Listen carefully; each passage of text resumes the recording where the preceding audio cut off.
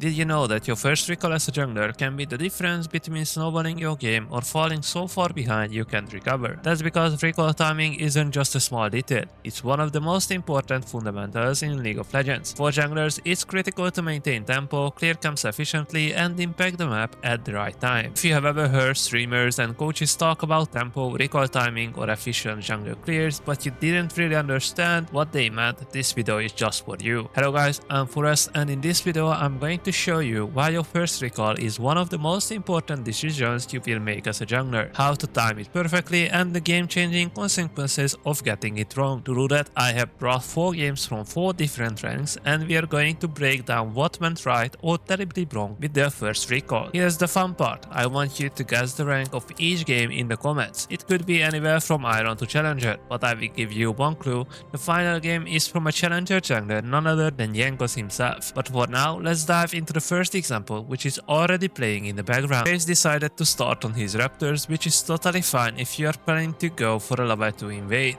something I talk about in more in depth in another video. But what's interesting is his next move, he has to his Krugs. Now this might not seem like a big deal, but clearing your camps in a random order is something you never want to do as a jungler. This brings us to a key concept, camp sequencing. It's a term junglers use to describe clearing camps in a logical linear path. If you were to draw a line connecting your camps, you would want that line to flow smoothly without crossing over or backtracking. Your goal as a jungler should always be to clear camps as efficiently as possible, one after the other, to minimize downtime. A great example of efficient sequencing would be starting on your red buff, then walking to Krugs and then to Raptors. By doing this, you minimize the time between clearing Krugs and Raptors, which means that during your second clear, the Krug camp will respawn just a few seconds before your Raptors, allowing you to chain your clears seamlessly. Now let's look at why this matters. If you don't sequence efficiently, the timing of your respawn gets messed up.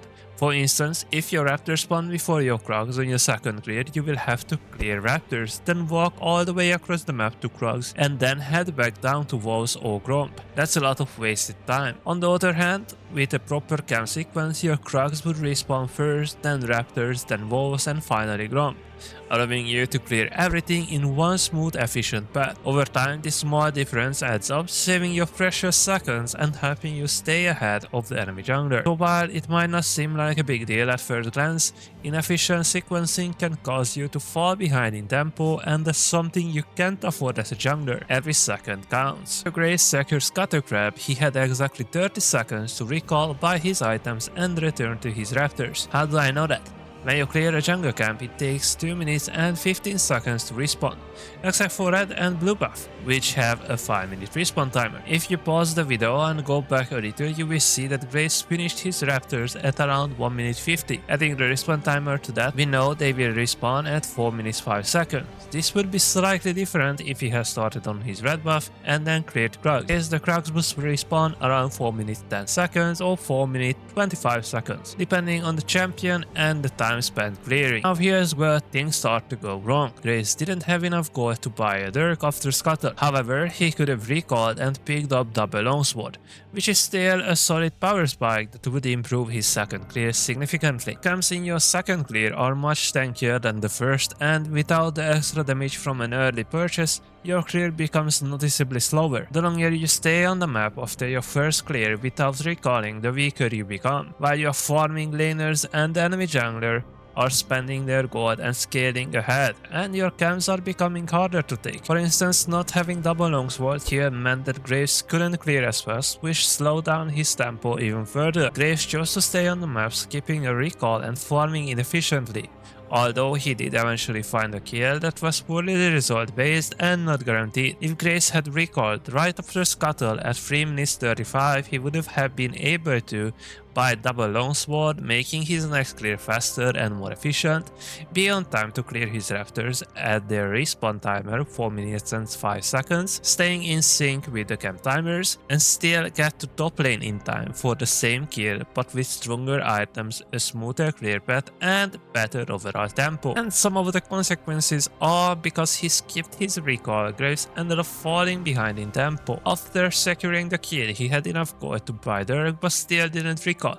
This decision forced him into farming his top quadrant inefficiently and staying on the map with over 1000 gold. This led to several key problems. His second tier camps, which are stronger and tankier, were harder to clear, making him waste even more time. He couldn't contest the Void Grubs because he was busy AFK farming and had fewer items than Xin Zhao.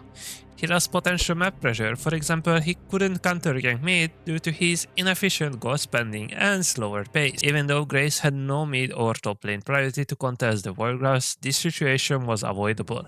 If he had recalled earlier, spent his gold wisely and optimized his clear, he would have been in a much better position. Not only he could have contest objectives like the Void Grubs, but he might also have helped his mid lane with counter gank, helping Quay, get prio and get the Void Grubs together. The main takeaway is that this entire sequence highlights why proper recall timing and gold spending are so important for junglers. Graves put himself in a bad situation. He lost tempo, had to give up map pressure and couldn't contest objectives because he stayed on the map too long without unspent gold.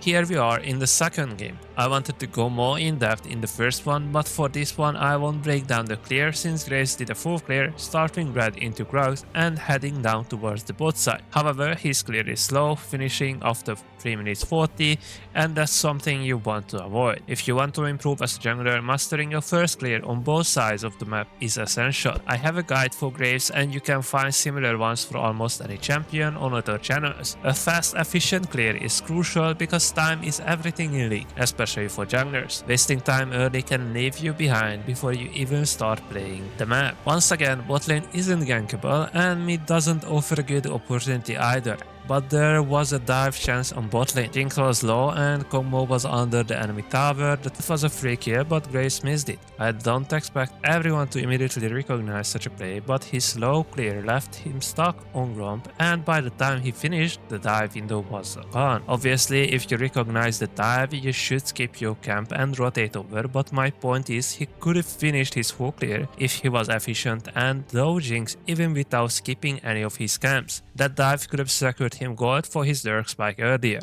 Graves also made another small mistake by clearing blue buff before Gromp. While it's not a massive error, it throws off his camp sequencing.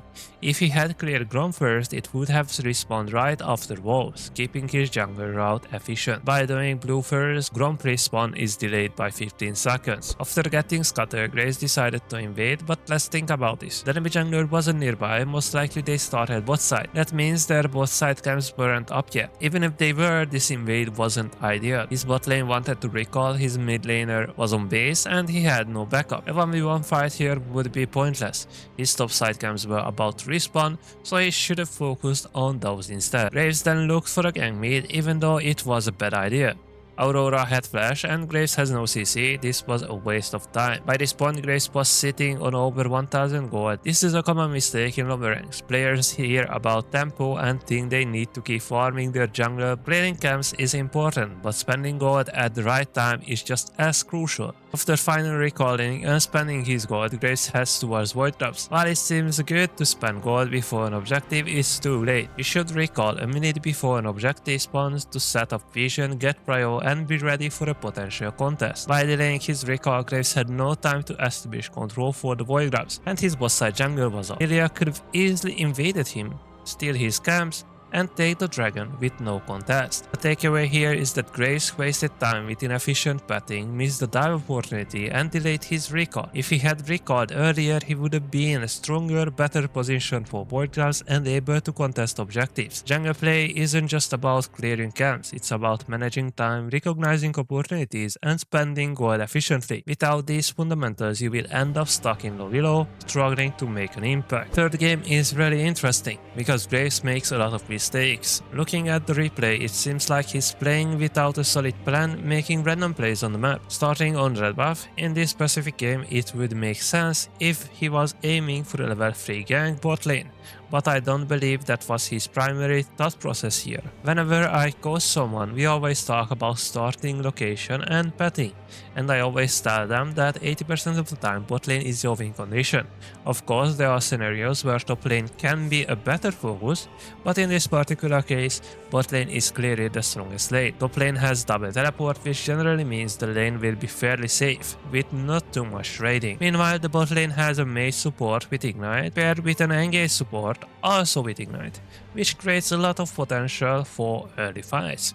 So in this scenario, it's definitely better to pet towards bot lane rather than away from it. If Graves has started Raptors and then looked to invade Naafiri at level 2, this would have been an ideal way to apply early pressure. Invading would force her into split map scenario, where Graves would get control of the bot side, while Naafiri would be limited to farming her top side and possibly Graves top side. This is a great strategy when you are the stronger jungler and want to put immense pressure on the enemy bot lane. However, Graves decides to clear his Raptors and then head to his Krugs, which essentially forces him into a level 3 gank on bot lane. The problem here is that a level 3 gank is only effective if you know for sure that the enemy jungler is starting on the opposite side of the map. For instance, if Naafiri starts on red buff and you are ganking her bot side at level 3, she will already be on her walls. This is fine because as the stronger jungler, you can still contest her and take control of her jungle. However, if Naafiri starts on the bot side, Graves' decision to pet towards bot and then gank puts him at a huge disadvantage. Naafiri will immediately know that Graves' top side is up to invade, and if she is paying attention, she can capitalize on that. Even though Fiddlesticks plays the ward at Graves' blue buff, Naafiri would likely figure out his petting and position herself to steal his camp. After Graves attempts the invade and fails, he makes another mistake by not recalling. Instead, he walks all the way toward his top side, wasting precious seconds. If he had recalled earlier, he could have bought items and returned to the map slightly stronger. By the time he reaches his blue buff at around 3 minutes 35, he should already be nearly done clearing it, but instead he just started it. At this point in the game, the typical jungler should be finishing their first clear and moving towards Scattercrab. However, by 3:30, Graves has only cleared 3 out of 6 camps, which is a massive time loss. This delay puts him far behind the enemy jungler and disrupts his tempo for the rest of the game. It's crucial for junglers to have a solid and fast first clear because the early game sets the stage for the rest of the match. The worst part about this game is when Graves starts his Gromp only to realize the scatter is already up.